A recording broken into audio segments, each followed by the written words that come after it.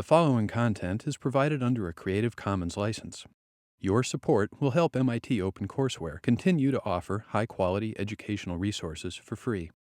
To make a donation or view additional materials from hundreds of MIT courses, visit MIT OpenCourseware at ocw.mit.edu.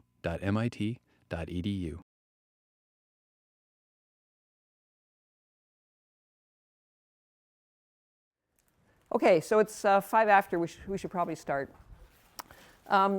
So last time we were talking about honeycombs, and I just wanted to quickly kind of review what we had talked about. And then today I'm going to start deriving equations for the mechanical properties of the honeycombs. Okay, so this is kind of our honeycomb setup here. These are the hexagonal cells we're going to look at. We talked about the stress-strain behavior. The curves on the left-hand side are for compression, and the ones on the right-hand side are for tension. And so what we're going to be doing today is we're going to start out by calculating a Young's modulus, this slope here. We're going to calculate these stress plateaus for failure by elastic buckling in elastomeric honeycombs, by failure from plastic yielding in, say, a metal honeycomb, and by failure by a brittle crushing in, say, a ceramic honeycomb. And if we have time, we'll get to the tension stuff. I don't know if we'll get that today or next time. So we're going to start calculating those properties today.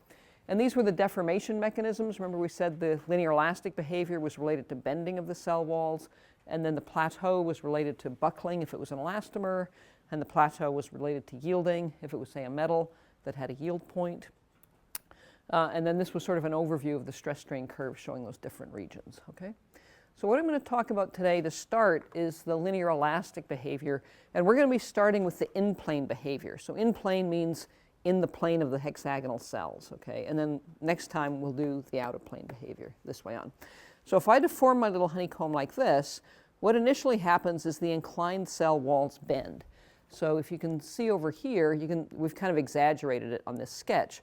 So this wall here is bent. This one here just kind of moves along, goes for the ride. And this guy here is bent. So this is for loading in the what we're calling the x1 direction, sigma 1. And the same kind of thing happens when we load in the other direction, in the sigma 2 direction. These guys still bend. Now the honeycomb gets wider that way. It gets shorter this way, wider that way. And we can calculate the Young's modulus if we can relate the load on the beam and the moments to this deflection here, right? So the Young's modulus is going to be related to the stiffness, and the stiffness is going to be related to how much deformation you get for a certain amount of load that you put on the beam. So I'm going to calculate the modulus for the x1 direction, the thing on the left there.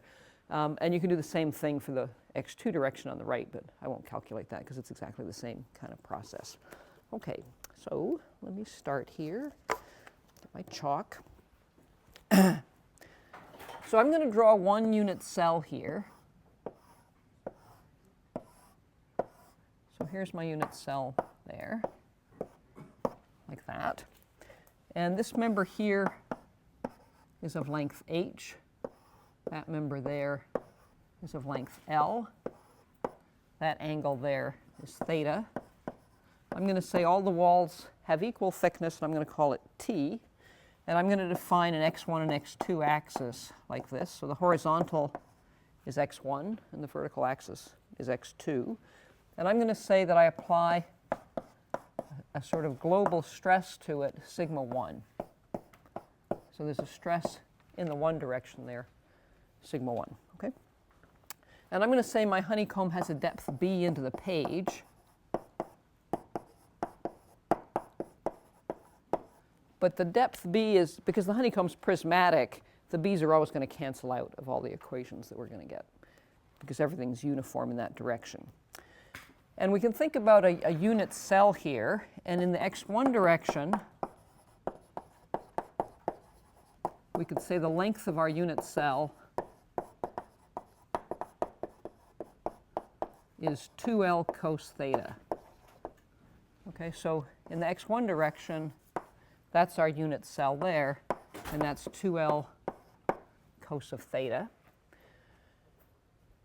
And in the x2 direction, you might think that you go from this vertex up here down to that vertex there. But if you did that, then on the next layer of cells, you wouldn't have the same distance. So the unit length in the x2 direction is actually from here to here. And then you can see the next cell, you would get the same thing. You'd get this bit here from the inclined member, and then you get a bit h down here from the next member. So this bit here is equal to h plus L times sine of theta. So I can say in the x2 direction, the length of the unit cell is h plus L sine theta. Okay? So that's kind of the setup. And then what we want to look at is that inclined member that bends. We want to look at how this guy bends under the load. And if we can relate the forces on it to the deflection, and we need the component of the deflection in the one direction, then we're going to be able to get the modulus. So I'm going to draw that inclined member again over here. And it's going to see some loads that I'm going to call P. And that's going to cause this thing to bend. Boop. So I've kind of exaggerated it there, but there's the bending. And there's some end deflection there, delta. And there's moments at either end of the beam, or either end of that member as well. And this member here has a length. That length is L. Okay? Are we good? So it's just kind of the setup. And I'm going to draw the deflection delta bigger over here. So say that's delta, that's same parallel as this guy here. What I'm going to want is the deflection in the x1 direction. And when I come to calculate the Poissons ratio, I'm going to want the deflection in the x2 direction.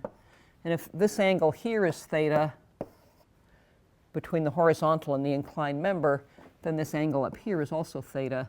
And so this bit here is delta sine theta, and this bit here is delta cos theta. Okay?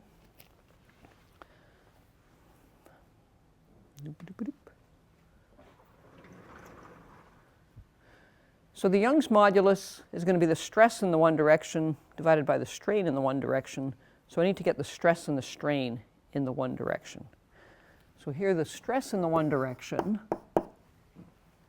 if I'm applying my load like this, sigma 1, the stress in the one direction is going to be this load P, so this load, say P on this member here, divided by this length here, the unit cell length, and then divided by B into the board, the width into the board. So sigma 1 is going to be P divided by H plus L sine theta times B. And epsilon 1 is going to be the strain in the one direction. It's going to be the deformation in the one direction divided by the unit cell length in the one direction. So that's going to be delta sine theta divided by L cos theta. So here, even though I've said this unit cell is 2L cos theta, there'd be 2 of the members here. There'd be twice that deflection in the one direction. Okay, so it's for one beam, it's delta sine theta over L cos theta. Are we okay so far? So far, so good? Yeah. So for the hexagons, because we're going to figure out the equations more or less exactly, we're going to keep track of all the geometrical factors. When we come to the foams, we're not going to keep track of all the geometrical factors. So one of the things that makes this look a little kind of hairy is just the fact that we're keeping track of all these sines and cosines and all the dimensions and things. All right. Boop.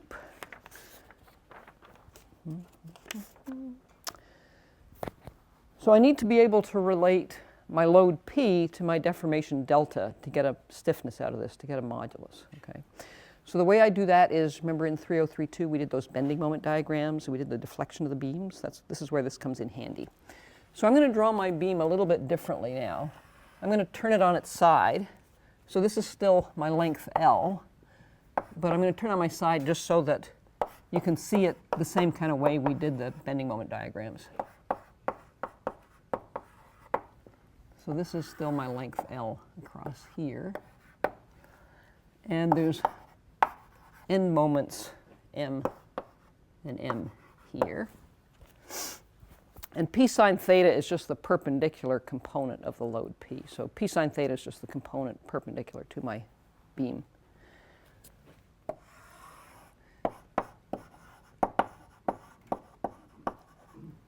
So I could draw a shear diagram here, and I could draw a bending moment diagram here. And if you remember the shear diagram, if I have no concentrated load along here and I have no distributed load along here, if this is 0 down here, it's just going to go up by p sine theta and then be horizontal and then come down by p sine theta. Okay? So that's the shear diagram. And then the bending moment diagram, I'm going to draw down here. So I've got some moment at the end here, and this would tend to bend like that. So this would be a negative moment. Remember, bending moments were negative if there was tension on the top, and they were positive if there was tension on the bottom. So over here we'd have tension on the top, so that would give us a negative bending moment. And then if you also remember, the moment at a particular point is equal to the integral from, say, a to b. Well, maybe I should write this another way. mb minus ma is the integral of the shear diagram between the 2 points. A little sloppy. Okay. So if I know how I have some moment here minus m, if I integrate this shear diagram up, then this is just going to be linear here, and then I'm going to be at plus m over there. Okay.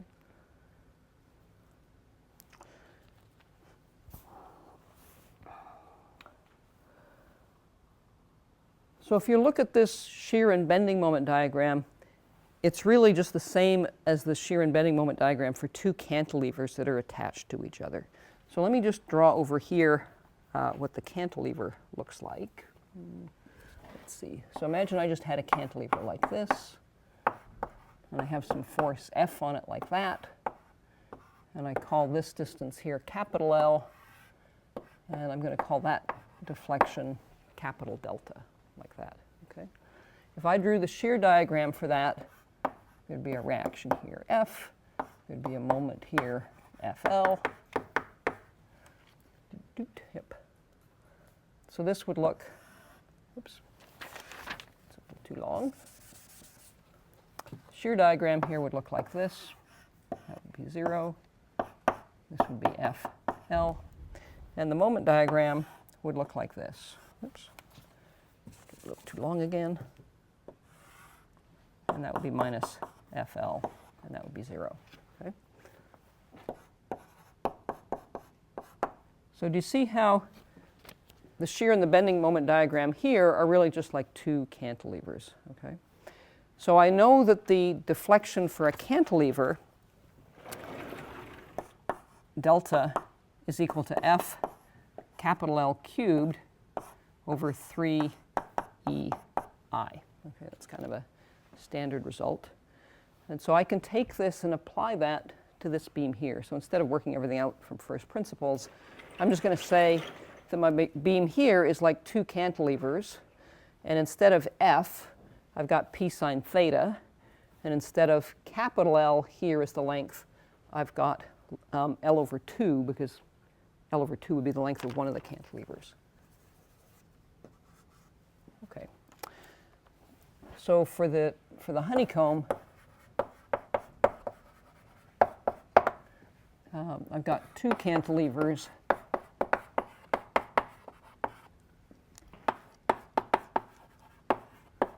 of length L over 2. So delta for the inclined member on the honeycomb is going to be 2, because I've got 2 cantilevers.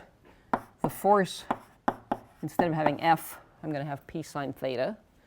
And instead of having capital L, I'm going to have L over 2 all cubed. So this is like F capital L cubed over 3. And here, the modulus I want is the modulus of the solid cell wall material. So I'm going to call that ES. And over the moment of inertia. Okay? So do you see how I've done it? Is that okay? So then I can just kind of simplify this thing here. I've got p sine theta L cubed. 1/2 cubed is going to be 1/8. So this is going to be 2, if that's an eighth, times 3 is 24. So 2 over 24 is 12. So I've got delta for my honeycomb member is p sine theta L cubed over 12 ESI. And here I is the moment of inertia of that inclined member of the honeycomb, and that's bt cubed over 12. Okay, so b is the depth into the board, and t is the thickness. We'll cube that and then divide by 12. It's a rectangular section. Yeah? What was ES again? ES is the Young's modulus of the solid that it's made from. So clearly, you know, if my honeycomb is made up of these members, whatever material the members are made of is going to affect the stiffness of the whole thing. Okay.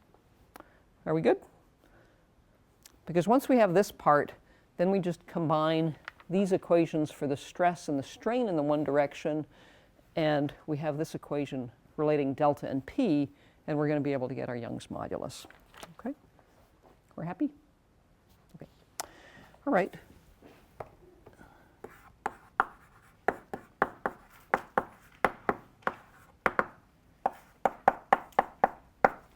So I'm going to call the Young's modulus in the one direction E star 1. So everything with a star refers to a cellular solid property, and 1 because it's in the one direction. So that's going to be sigma 1 over epsilon 1. So if I go back up there, I can say sigma 1 is equal to P divided by H plus L sine theta B. And epsilon 1 is equal to delta sine theta in the denominator over L cos theta.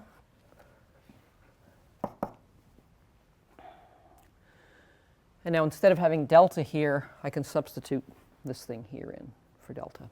And then I'm going to be able to cancel the p's out.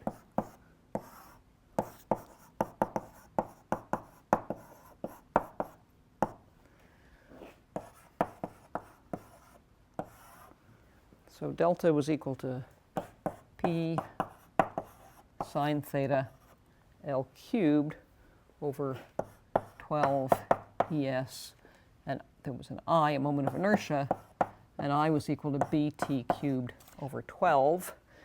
And let's see here. So that's delta, and there's another sine theta here, so I'm just going to square that sine theta there. Okay? No. So now the p's cancel out. The b's are going to cancel out. The 12s are going to cancel out. And I'm going to rearrange this a little bit. So I'm going to write the Young's modulus of the solid out in the front. Then I've got a term here of t cubed, and I'm going to multiply that by 1 over L squared, and then everything else. Well, let's see. I can take this L cubed here. I can take that and put it underneath that. So that's going to give me t over L cubed. And then I've got an h plus L sine theta here, and I've got an L there. So I'm going to take that to be h over L plus sine theta.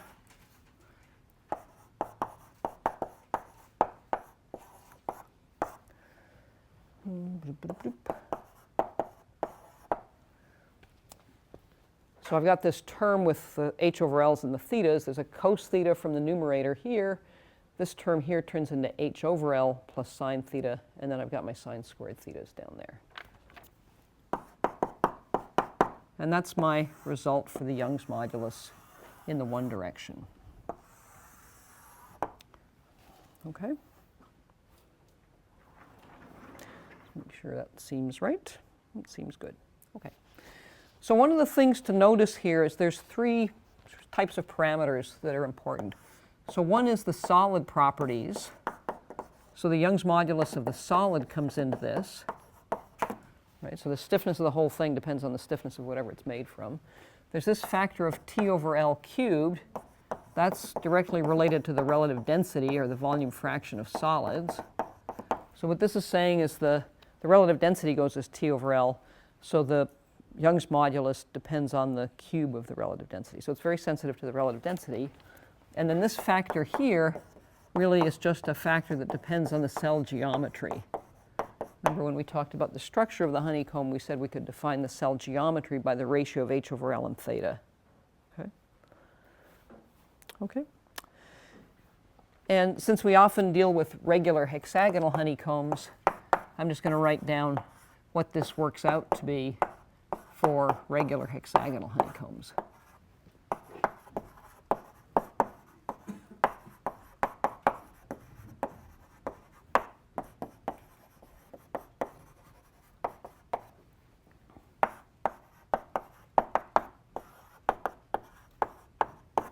So for a regular hexagonal honeycomb, h over L is 1. All the members have the same length.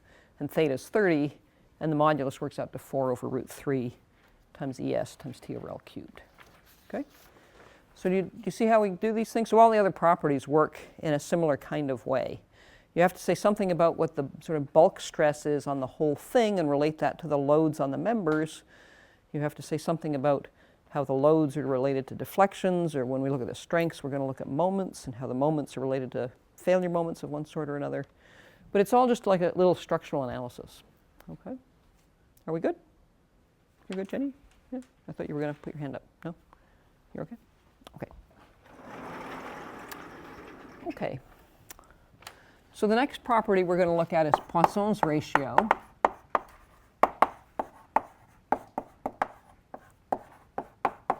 And I'm going to look at it for loading in the one direction.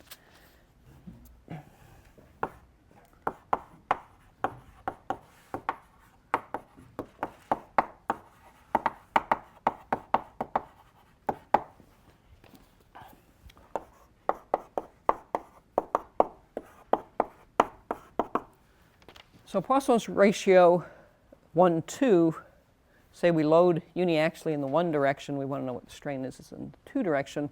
It's minus epsilon 2 over epsilon 1. And again, if I look at my inclined member, and I say that member is going to bend something like that, and that's my deflection delta there, and say I've got the same x1 and x2 axes. And again, if I look at delta here, it's the same little sketch I had before. That's delta sine theta,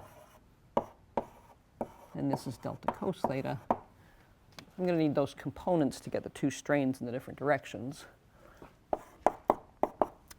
So epsilon 1 is going to be delta sine theta over L cos theta.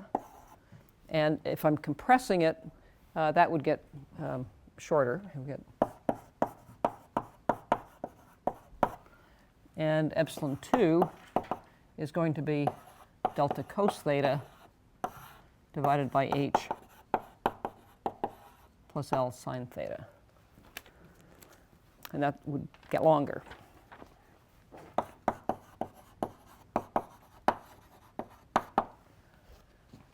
So these two have opposite signs, and so the minus sign is going to disappear here. Okay. Oop.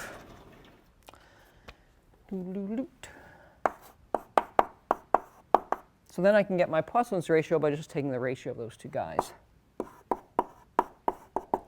So I could put a minus sign there to say that's the opposite sign to epsilon 2.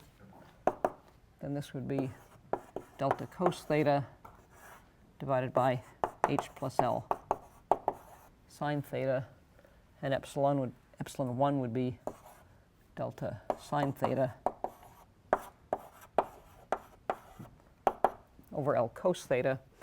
And the thing that's convenient here is that the two deltas just cancel out.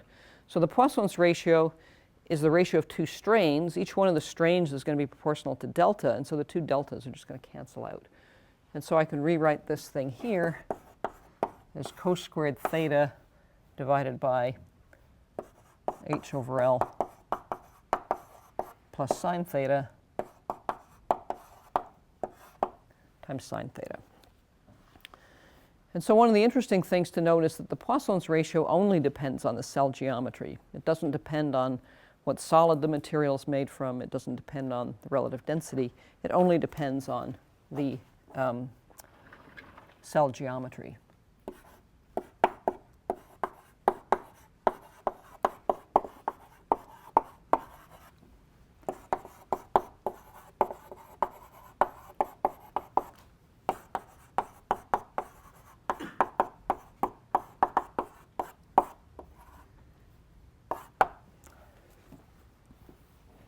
Oops.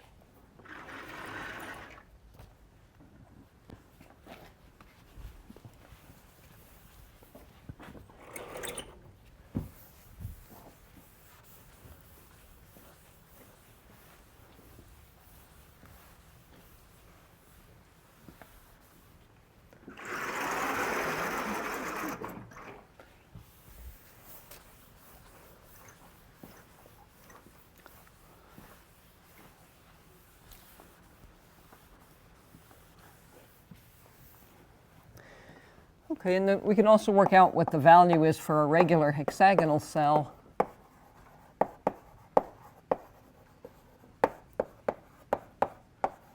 And if we plug in h is equal to L and theta is equal to 30, you get that it's equal to 1. So 1's kind of an unusual number for a Poissons ratio. You know, when we think of most materials, that's around 0.3. So it's kind of unusual that it's that large. The other thing that's interesting is that it can be negative.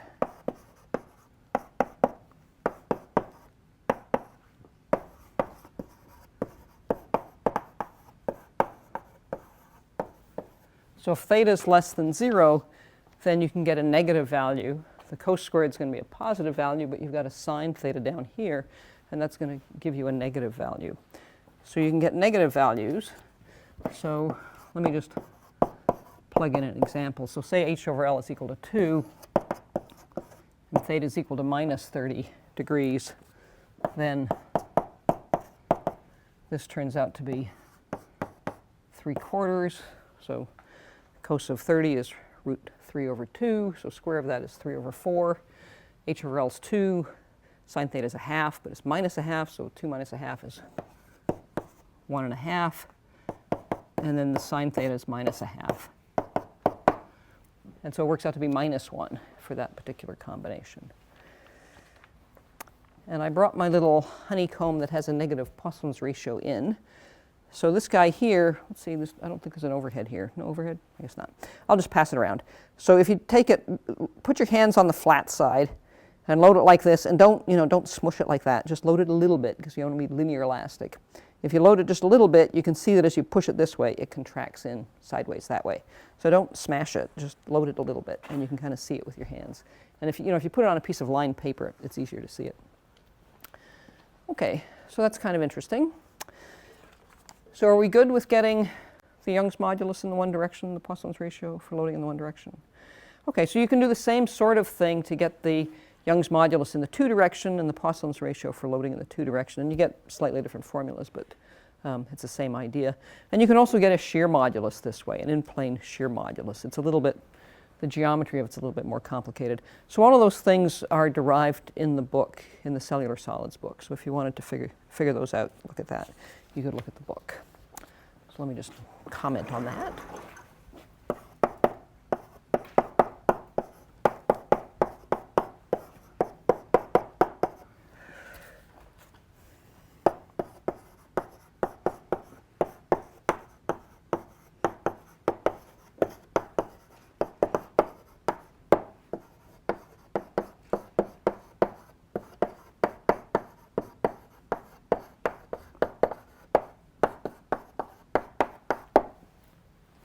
Right. So those are the in-plane linear elastic moduli. And remember we said that 4 of them describe the in-plane properties for an anisotropic honeycomb. And you can use that reciprocal relationship to relate the 2 Young's moduli and the 2 Poissons ratios. Okay? All right, so the next thing I wanted to talk about was the compressive strength. So let me just back up here a second. So if we go back to here, remember we had, for an elastomeric honeycomb, this stress plateau was related to elastic buckling. So we're going to look at that buckling stress first. And this plateau here is related to yielding, and then we'll look at the yielding stress next. And then this plateau here is related to a brittle sort of crushing, and we'll do that one third. So we're going to go through each of those next. And this is kind of the schematic for the elastic buckling. So when you look at the elastic buckling, one of the things to note is that when you load the honeycomb this way on, if you load it in the one direction, you don't get buckling. It just sort of continues to, oops, if I can keep it in plane, it all just kind of folds up. So you just get larger and larger bending deflections. You don't really get buckling. But when you load it this way on, these vertical members here, the ones of length h, they're going to buckle. So see if I do that, my honeycomb looks like those cells up on the schematic there. Okay. So, oops.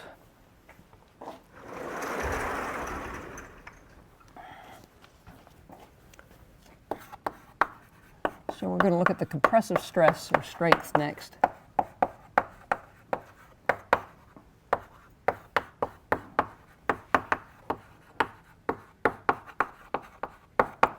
It's sometimes called the plateau stress.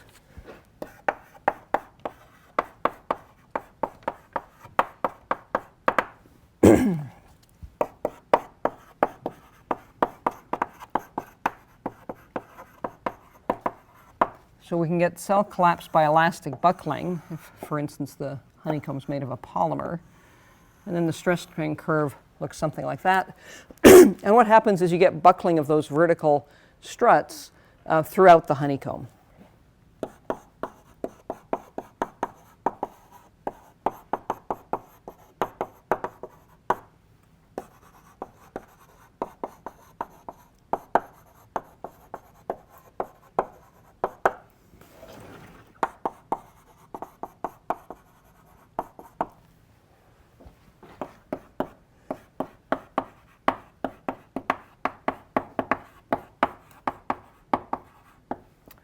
And you can also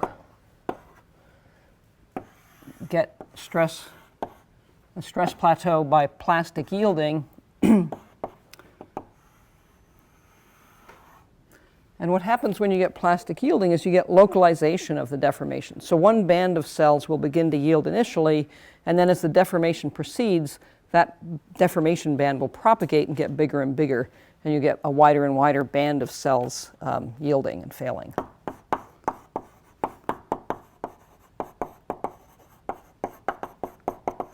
So you get localization of yield, and then as deformation progresses, the deformation band widens throughout the material.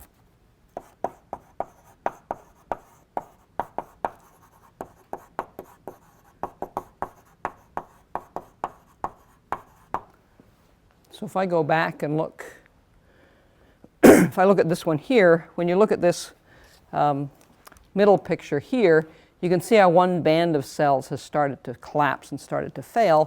And as you continue to compress that in the one direction, this way on, then more and more neighboring cells are going to collapse, and the whole thing will get wider until the whole thing has collapsed.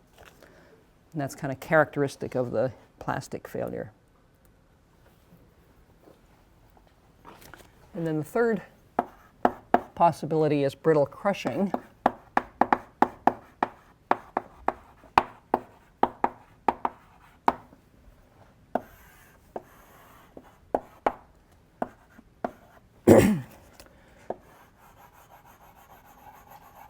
And then you get these kind of serrated plateau, and the peaks and valleys correspond to fractures of individual cell walls.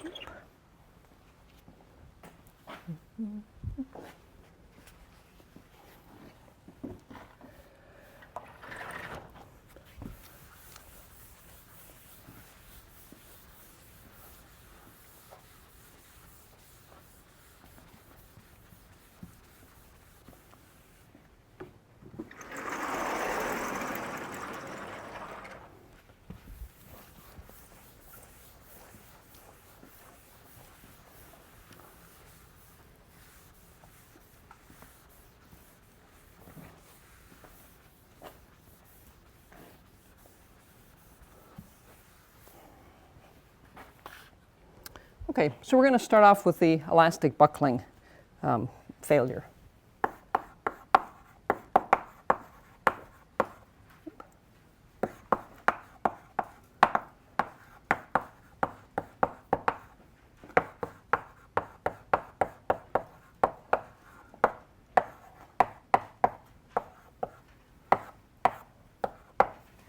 And I'm going to call these plateau stresses sigma star for the sort of compressive strength.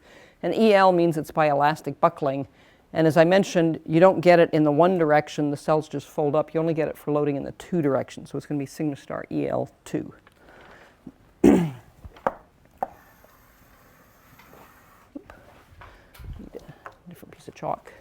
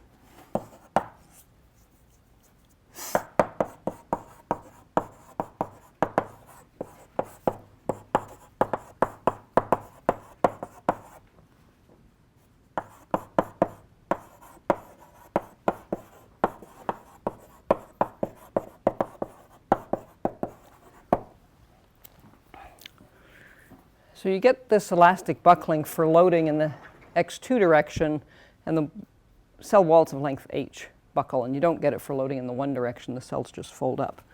So again, let me draw a little kind of unit cell here.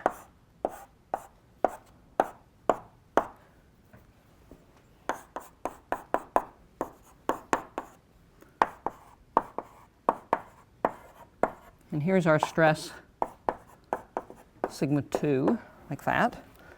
And here's our little wall of length h that's going to buckle. So if I load it up, initially it'll be linear elastic, and then eventually at some stress it'll get large enough that this wall here will buckle. And we can relate that plateau stress, or that compressive stress, to some Euler buckling load.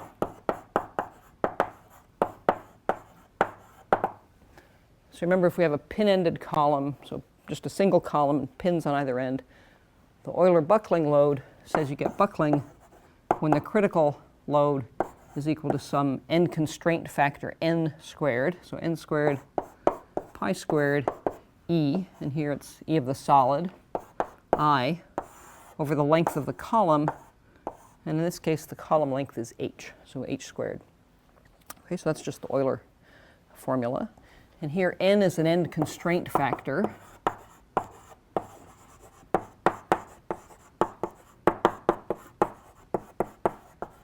And if you remember, for a pin column, so if the column's pinned at both ends like that and just buckles out like that, then n is equal to 1. And if the column's fixed at both ends,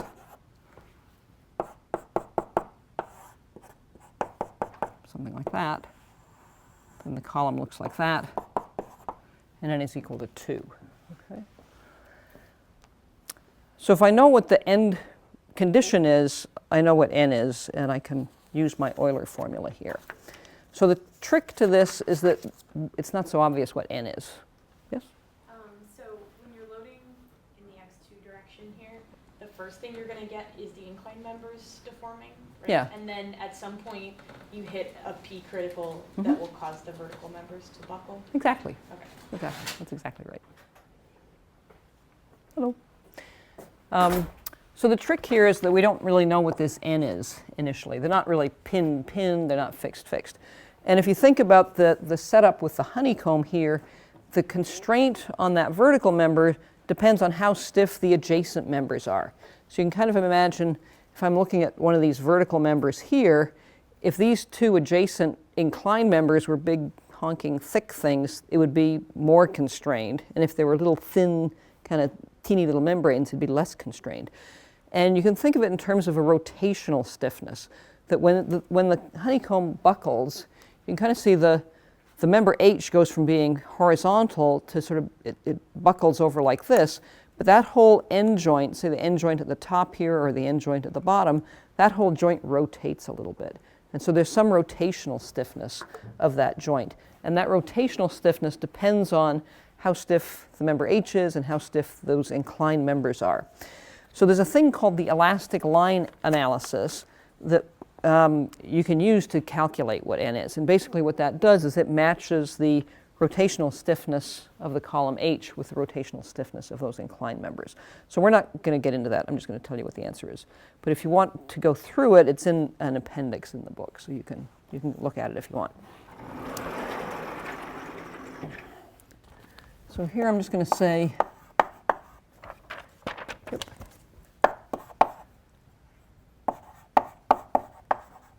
that the constraint n depends on the stiffness of the adjacent inclined members.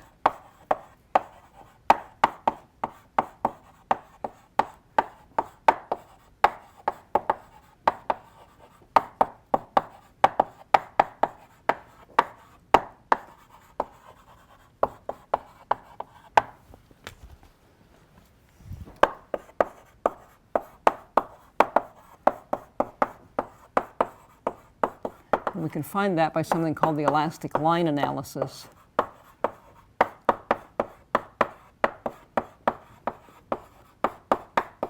And if you have the book, you can look in the appendix and see how that works. But essentially what it does is it matches the rotational stiffness of the column H with the rotational stiffness of the inclined members.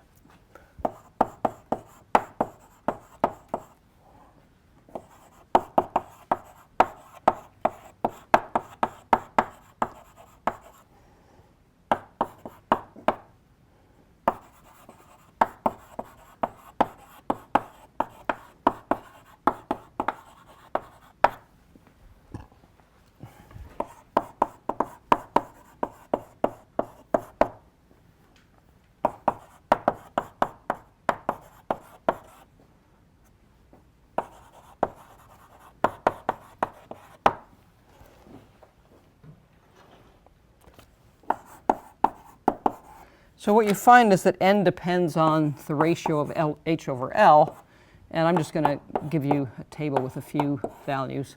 So for H over L equal to 1, then n is equal to 0.686. For H equal to 1.5, it's equal to 0.76. And for H over L equal to 2, it's equal to 0.806. Okay. So now if we have values for n, we can just substitute in to get the critical buckling load. And if I take that load and divide it by the area of the unit cell, I'm going to get my buckling stress. So it's pretty straightforward from this.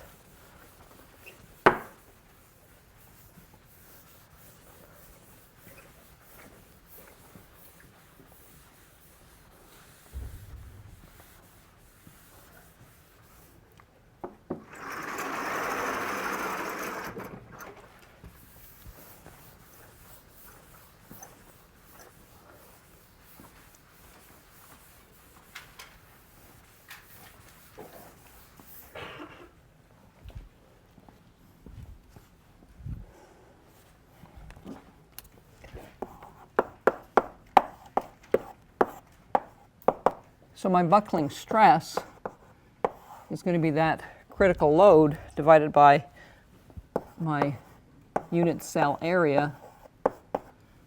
So it's divided by the unit cell length in the x1 direction, 2L cos theta, times the depth b into the page.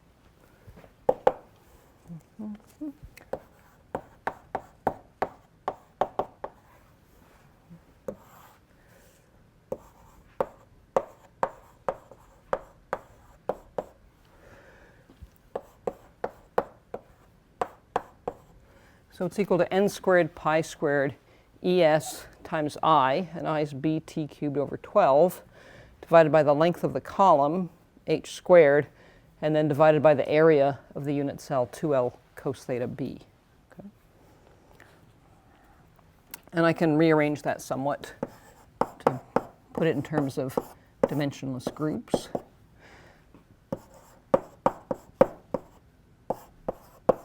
So if I pull all the constants out, it's n squared pi squared over 24 times the modulus of the solid, and then t over L cubed in the numerator divided by h over L squared times cos theta in the denominator.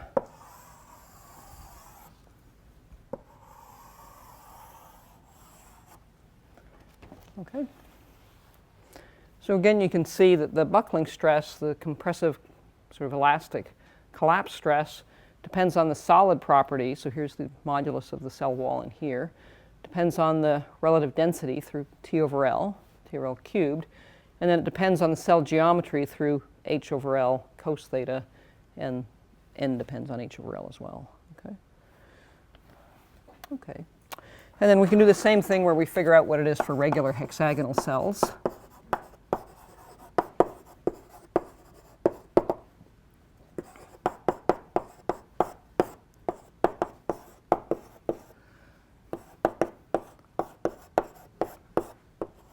And it's 0.22 ES times t over L cubed. And then we can also notice that since E in the two direction, for a regular hexagonal cell, E is the same in the two direction and the one direction, it's isotropic. So E2 is also equal to 4 over root 3 ES times t over L cubed. That's equal to, it's equal to 2.31 ES P over L cubed. Then we can say that the strain at which that buckling happens is just equal to a constant.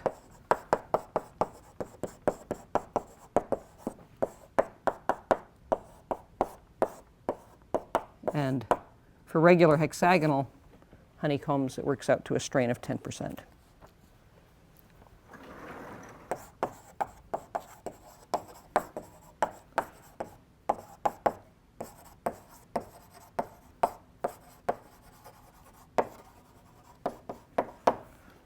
Okay, are we good? So we have a buckling load, we divide by the area.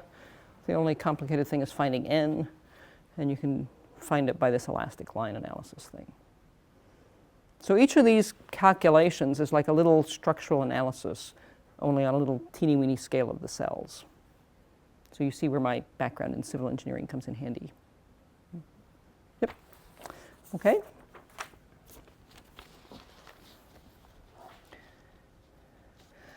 So the honeycombs involve the most sort of complicated equations. When we come to do the foams, we're going to use a dimensional analysis, and all the equations are going to be much simpler. So this is the most kind of tedious part of the whole thing. Okay. Okay, so the next property I want to look at is the plastic collapse stress. Say we had a metal honeycomb, and we wanted to calculate the stress plateau for a metal honeycomb. So we have this little schematic here, and say we load it in the one direction again. So we're loading it here, and we've got some load P like that. And if we have our honeycomb, we load it this way on. Initially, the cell walls bend, and you have linear elasticity, and you have some Young's modulus. But if you have a metal, if you continue to deform it and you continue to load it more and more, eventually you're going to hit the yield stress in the cell wall, right? So the stresses in the cell wall are going to hit the yield stress. And initially, the stresses are just going to be, remember if you have a beam, the stresses are maximum at the top and the bottom of the beam. So initially you're going to hit the yield stress at the top and the bottom of the beam first. But as you continue to load it, you're going to end up yielding the cross section through the entire section. So the entire section is going to be yielded. And once the entire section yields, it forms what's called a plastic hinge. Once the whole thing's yielded, then you can add more force and the thing just rotates. Because it rotates, it's called a plastic hinge. If you take a coat hanger and you bend it back and forth and bend it back and forth, if you bend it enough, you form a plastic hinge because it just can bend easily. So these little schematics here, if you look at say one of these inclined members, the moments are maximum at the ends. So remember when we had the linear elastic deformation and I looked at the little bending moment diagram, the moments are maximum at the ends, and you're going to form those plastic hinges initially at the ends. And so these little ellipsy things here at all the ends, those kind of show where the plastic hinges are. Okay? So those plastic hinges are forming. So here's for loading in the x1 direction, and here's for loading in the x2 direction there. Okay? So the thing we want to calculate is what stress does it take to form those plastic hinges and get this kind of plastic plateau stress.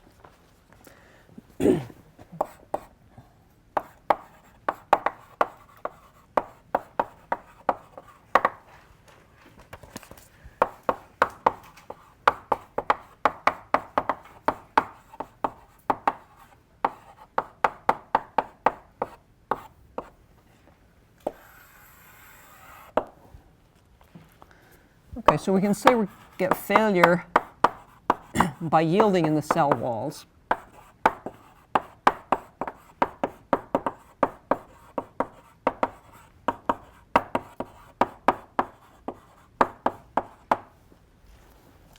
And I'm going to say the yield strength of the cell wall is sigma ys.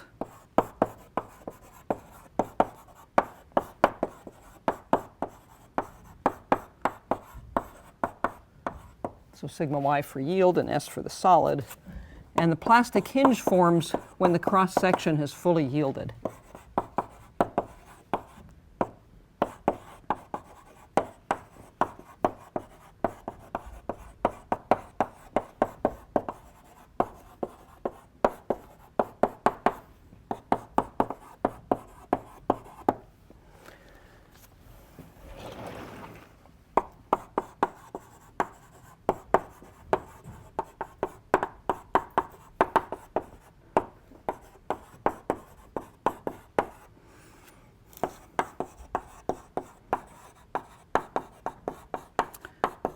So let's look at the stress distribution through the cross section when it's first linear elastic.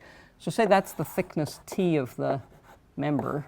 And if the beam was linear elastic, the stress would just vary linearly like that, right? And then this would be the neutral axis here, where there is no normal stress.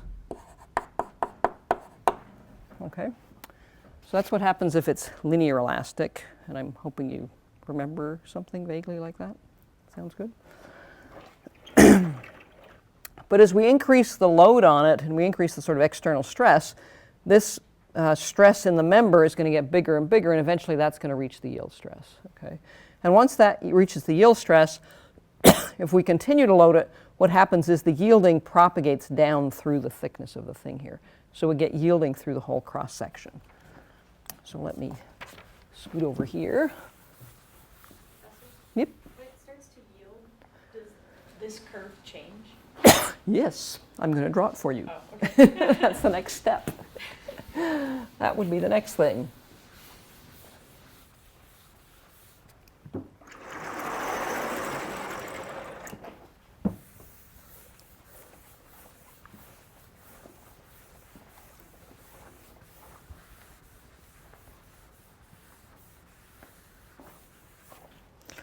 Okay. Okay, so once the stress at the outer fiber is the yield strength of the solid,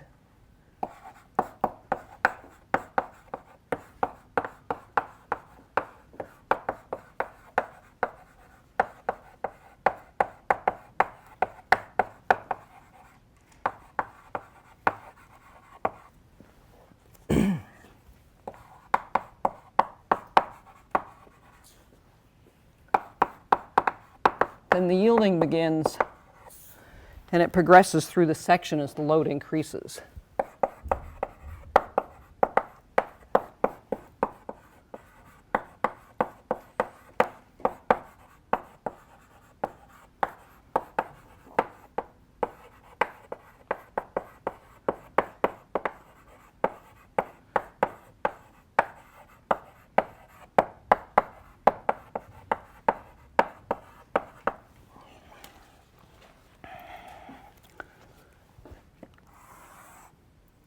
So the stress distribution starts to look something like this once it yields.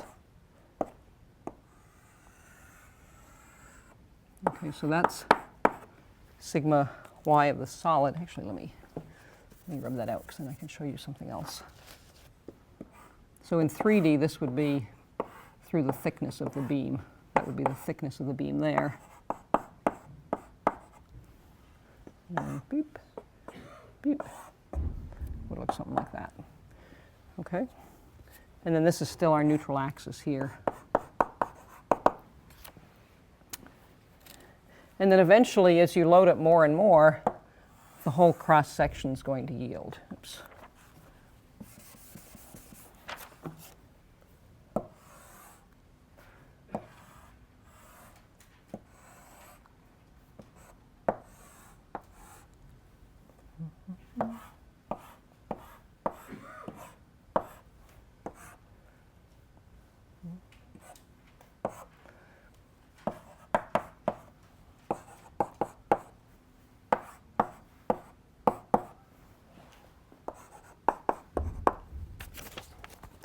And I'm assuming that the material is elastic, perfectly plastic.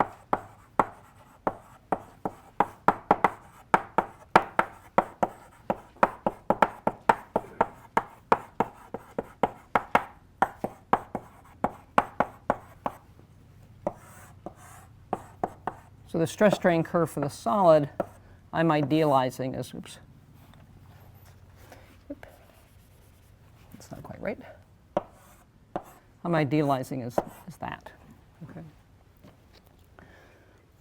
So when you get to this point here, the entire cross section has yielded, and that means you've formed the plastic hinge.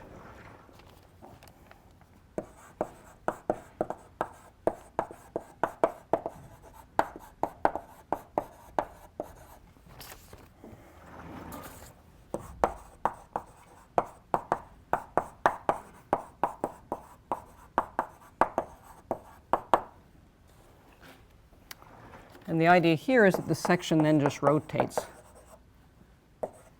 like a pin.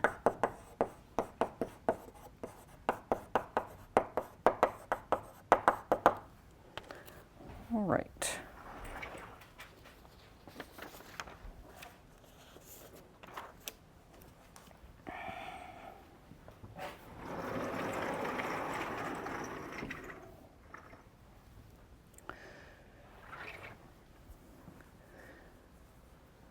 So we can figure out the plateau stress that corresponds to this by looking at the moment that's associated with the plastic hinge formation. So there's some internal moment associated with that, and then equating that to the applied moment, okay, from the applied stress. So let me see, maybe back up here. So there's some, if I have the stress distribution here, I could say this whole kind of stress block is equivalent to some force acting out like that, and some force acting out like that. It'd be sigma ys times b times t over 2 would be F. Okay? And I can say there's some plastic moment. If I think of the force here and the force there, they act as a couple, and they have some moment, and that's called the plastic moment. Okay? So that's like an internal moment when the plastic hinge forms. So I'll say the internal moment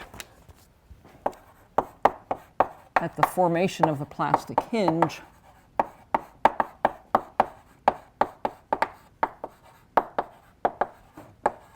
I'm going to call that MP for plastic moment. And we can work out MP by looking at that stress distribution when the entire cross-section has yielded. The force F is going to be sigma ys times b times t over 2, right? It's the stress times that area. And then the moment arm between the two forces is also t over 2. And so that plastic moment is just sigma ys bt squared over 4. Okay? Are we good? Sonia? What's the second t over 2? Okay, so this is the force. This thing here is the force F. And I have to, if I'm getting a moment, I'm saying that that force, if I, the distance between those two forces there is t over 2. Okay, so each force acts through the middle of the block, and so the distance between them is t over 2.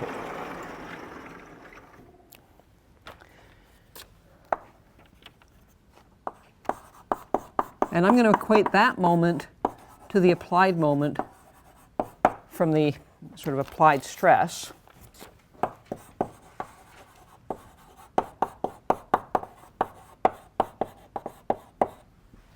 And if I go back to my inclined member, let's see, I'll get a little more inclined. That's my inclined member there of length L. I've got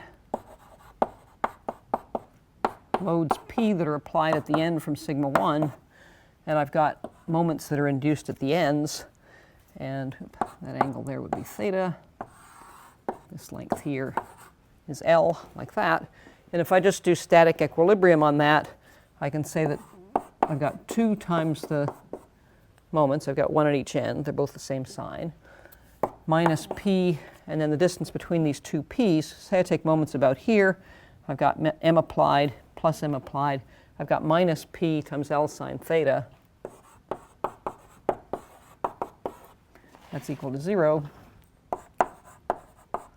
So the applied moment there is just PL sine theta over 2. So now what I'm going to do is I'm going to equate this applied moment with this plastic moment, and I'm going to relate P to my applied stress, sigma 1. And then I'm going to get a strength in terms of the yield strength of the solid. There's going to be a T over L factor, and there's going to be some geometrical factor. So that's just the last step.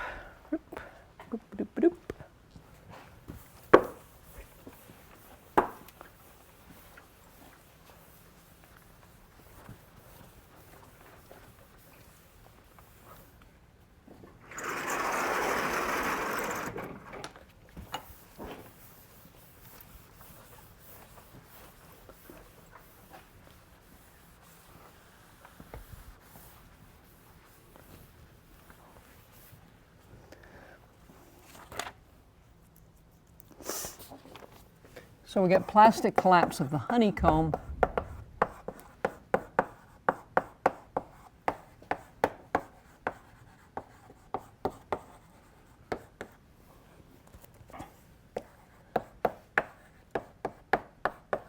At a stress I'm going to call sigma star plastic with a 1, because I'm going to look at the 1 direction. And that happens when that internal plastic moment equals the applied moment. So let's see, I've got that. Let me also write down over here. I've also got that sigma 1 is equal to P over H plus L sine theta times B. So here I can write P in terms of sigma 1 and this thing, and then write that, get the applied moment in terms of that, and then equate it to that.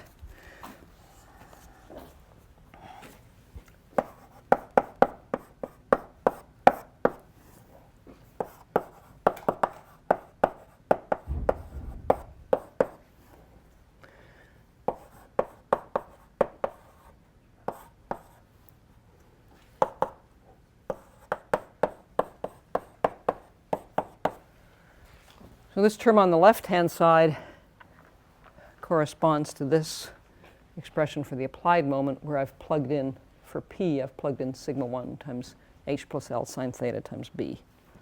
And then that's my plastic moment on the right-hand side. So if I just rearrange this, I can then solve for this plastic collapse stress.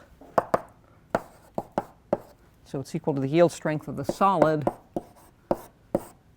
times T over L squared, and then times another geometrical factor, 2 times H over L plus sine theta times sine theta.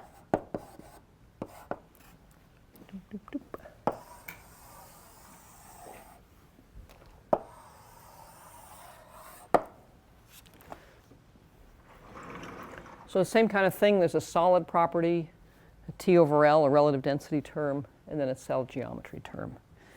And we can calculate with this for regular hexagonal cells.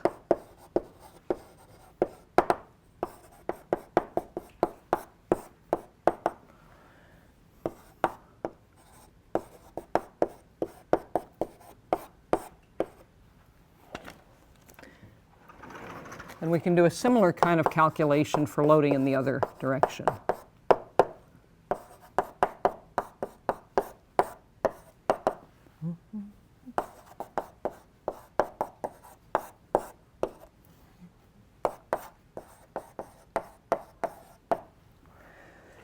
And you can get a shear strength if you want to do that too.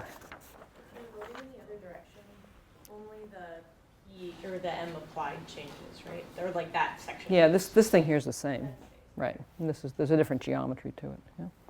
Because now you're loading it, this way on.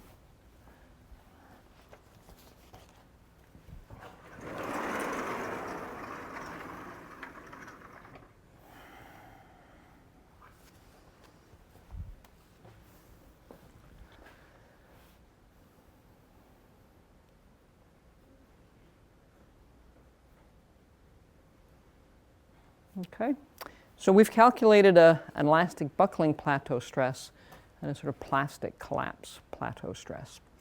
And if you have thin enough walled, say even aluminum honeycombs, then the elastic buckling could precede the plastic collapse. And so I'm just going to work out what the criterion would be for that to happen.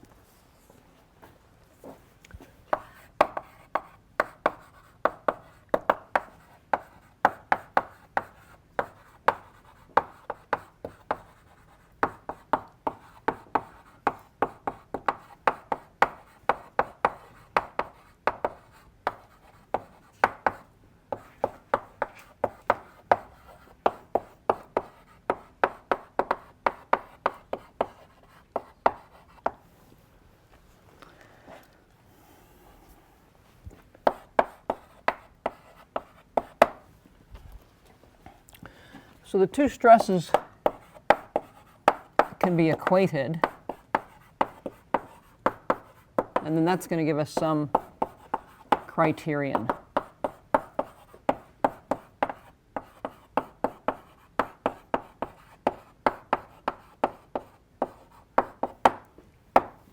So the two are equal. I'm just going to write down the equations that we had.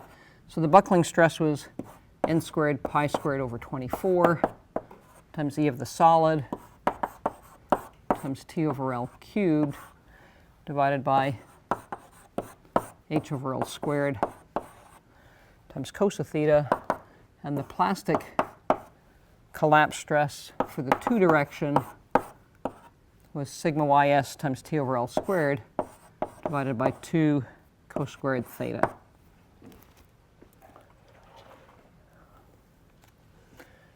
So I can write this, because this has a T over L cubed term and that has a T over L squared term, I can write this in terms of a T over L critical.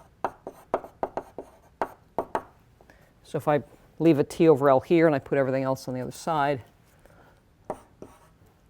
I've got 12 over n squared pi squared, then H over L squared over cos theta times sigma ys over es. So if T over L is less than that, I'm going to get elastic buckling first. And if it's more than that, I'm going to get plastic yielding first.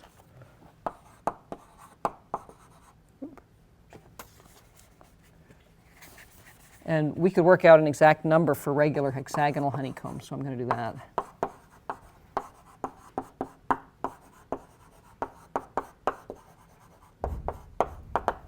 So if I have a particular geometry, I can figure out what n is. So for regular hexagonal honeycombs, T over L critical just works out to 3 times the yield strength of the solid over the Young's modulus of the solid. So if we know that ratio of the yield strength to the modulus of the solid, we can get some idea of what that critical T over L would be. So we'll do that next. You said if T over L is less than that critical, then you're going to get the yielding first. No, if it's less, you get the buckling first. If it's really skinny, it tends to buckle first.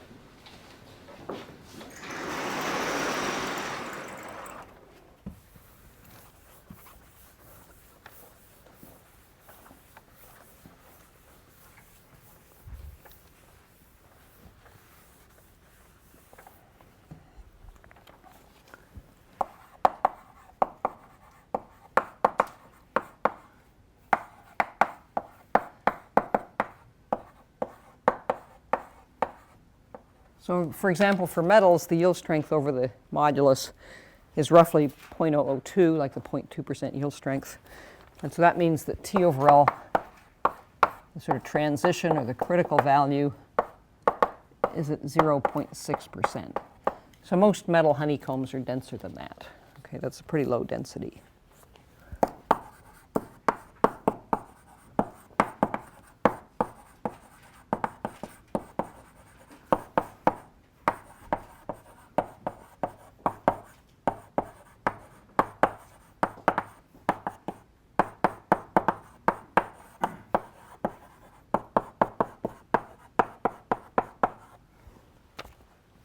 But if we look at polymers,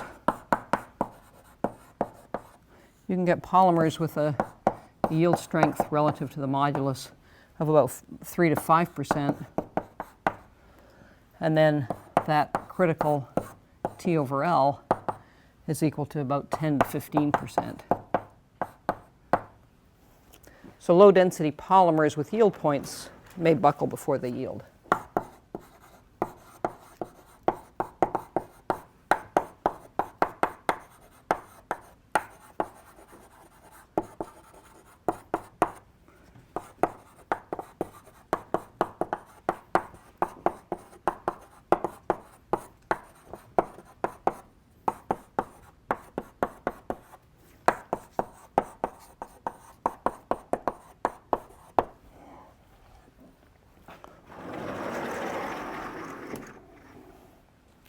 Okay. So we have one more of these compressive plateau stresses, and that's for the brittle honeycomb. So I don't think I'm going to finish this today, but let me set it up, and then we'll finish it next time.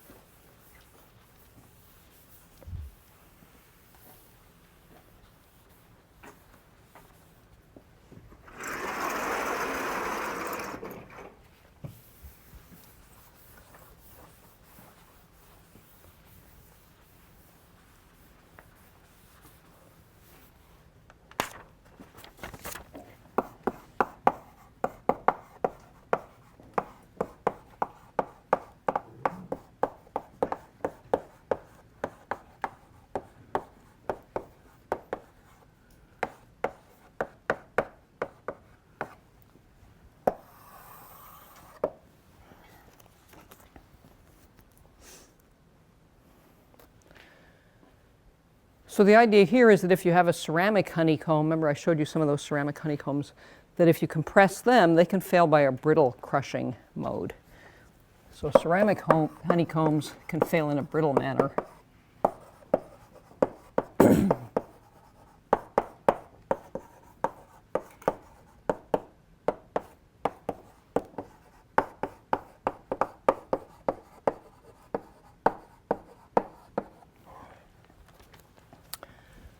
And again, initially there'd be some cell wall bending, but at some point you're going to reach the bending strength of the material, and bending strengths are called modulus of rupture. So you reach the modulus of rupture of the cell wall.